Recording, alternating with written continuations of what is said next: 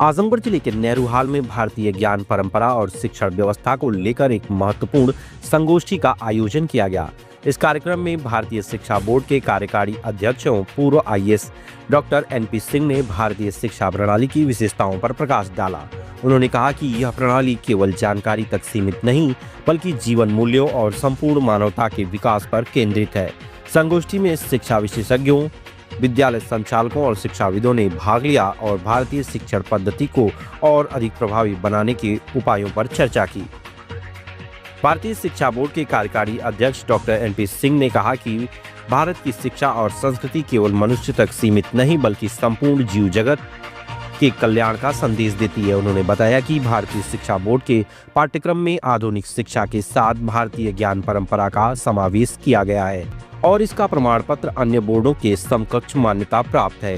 साथ ही उन्होंने यह भी बताया कि कक्षा 8 तक की पाठ्यपुस्तकें तैयार हो चुकी हैं, जिससे विद्यार्थियों के भारतीय मूल्यों के साथ गुणवत्तापूर्ण शिक्षा प्राप्त होगी। इस अवसर पर विशिष्ट अतिथि डॉक्टर आरबी त्रिपाठी ने भारतीय शिक्षा प्रणाली के महत्व को रेखांकित करते हुए कहा कि पारंपरिक शिक्षा प्रणाली में केवल सूचना नहीं, बल्कि संस्कार और नैतिक मूल्यों को भी प्राथमिकता दी गई है। संगोष्ठी में कार्यक्रम संयोजक राजेंद्र प्रसाद यादव, बोर्ड मंडल समन्वयक ब्रिजमोहन, शिक्षा अधिकारी सोनी पांडे सहित विभिन्न विद्यालयों के संचालक और प्रधानाचार्य उपस्थित रहे। इस दौरान भारतीय शिक्षा प्रणाली के विविध पहलुओं पर विचार विमर्श किया गया और इसे और अधिक सशक्त बनाने पर जोर दिया गया। कोई बात नहीं। और अगर वास्तव में भारत माता की जय करनी है और विश्वगुरु बनाना है, तो हमें अपनी ज्ञान परंपरा के मूल तत्वों की ओर जाना होगा, विकृतियों की ओर नहीं।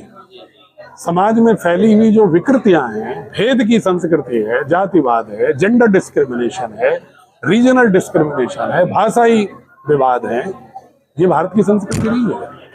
भारत की संस्कृति तो अभेद की संस्कृति है। यस्तु सर्वाणि भूतानि आत्मनेव अनुपश्यति।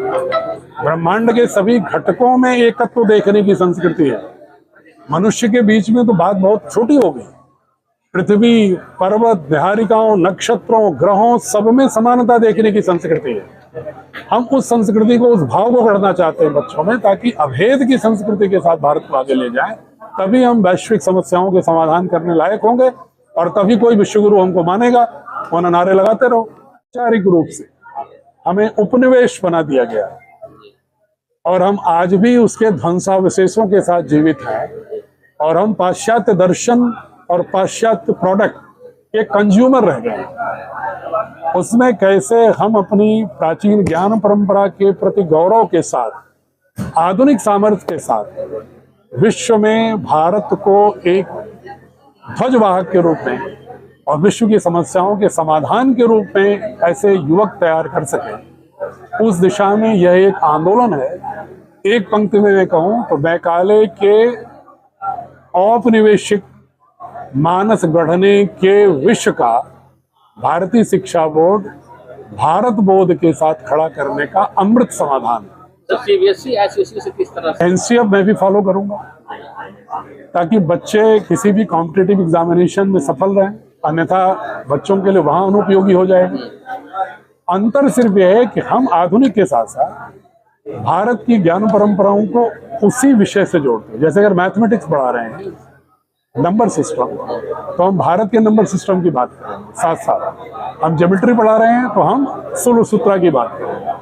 अगर हम न्यूटन को पढ़ा रहे हैं फिजिक्स में, तो वही हम कणाद के वैशेषिक दर्शन का भी उल्लेख करेंगे। वैदिक संस्कृति गुरुकुल परंपरा को आगे बढ़ाते हुए नहीं, ये बड़ा एक छोटा शब्द हो जाता है जब हम सिर्फ ये किसी एक कालखंड का नाम लेते हैं। हम भारत के समूची सांस्कृतिक यात्रा है, जो भी भारत के हित में ज्ञान सृजन हुआ है, उस समूचे ज्ञान सृजन को एक साथ समुच्चय के रूप में, संश्लेषण के रूप में रखते हैं। जो जो कंट्रीब्यूशन हुआ है, चाहे वो आदिवासियों की सरना संस्कृति से हुआ हो, चाहे बुद्धिज्म से हुआ, चाहे जैनिज्म से हुआ, चाहे वैदिक संस्कृति से हुआ, चाहे संगम लिटरेचर से हुआ, किसी भी संस्कृति के दौरान या मध्यकाल में हुआ, आधुनिक काल में हुआ, अगर भारत हित में हुआ और भारत की अखंडता के लिए हुआ, तो समस्त ज्ञान सृजन को उसी अनुपात में, जिस अनुपात में उसका योगदान है, उसको महत्व देते हुए आगे बढ़ रहे हैं।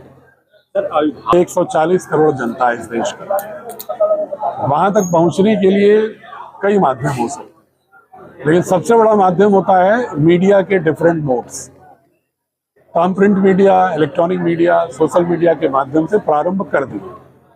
इसको और बहुत ही एग्रेसिव रूप से कुछ दिनों के बाद प्रारंभ करेंगे। सर, आजमगढ़ में आप ये कहा ही नहीं कि आप जुड़ो। लेकिन कई आवेदन हम लोग के सामने ही आ गए मैं हैं। बता रहा हूँ, हमने ये कहा ही नहीं आप जुड़ो। जी। हमने सिर्फ ये कहा कि भारतीय शिक्षा बोर्ड ये है, अगर आपकी इच्छा हो तो जुड़ो, और अगर आपका मन हो कि भारत की संस्कृति और भारत अभी जो पूर्व आई नागरिक सर ने जो भी बताया भारतीय शिक्षा बोर्ड के बारे में, ये हमारे एक तरह से कह सकते हैं कि उत्तर प्रदेश के लिए बेसिकली बहुत ही ज़्यादा बेनिफिशियल होगा। इसके माध्यम से हमको वैदिक शिक्षा का ज्ञान, चिकित्सा पद्धति और जो पुरानी चीज़ें हैं जिससे हमारी शारीरिक और मानसिक शक्ति का विकास होगा, वो हमें प्राप्त हो सकता है। सर ने पूरा व्याख्या करी सारी चीज़ों की कि कैसे सब्जेक्ट में क्या क्या चीज़ें ली गई हैं जो कि हमारी आधुनिक शिक्षा पद्धति से कदम मिलाकर चल रही है। इसका मतलब ये संकीर्णता कतई नहीं है। इसका मतलब है कि हमारी शिक्षा के तहत इस जो भारतीय शिक्षा बोर्ड ने वैदिक शिक्षा के साथ साथ आधुनिक शिक्षा को मिला करके लोगों को अग्रसर करने का कार्य है। ये भारत के लिए नया नहीं है। भारत जगत गुरु था और भारत से शिक्षा, कोई भी देश अपने शिक्षा के लेवल से जाना जाता था। ये हमारी शिक्षा जो है, हमारी शिक्षा के बल पे ही वेस्टर्न कंट्री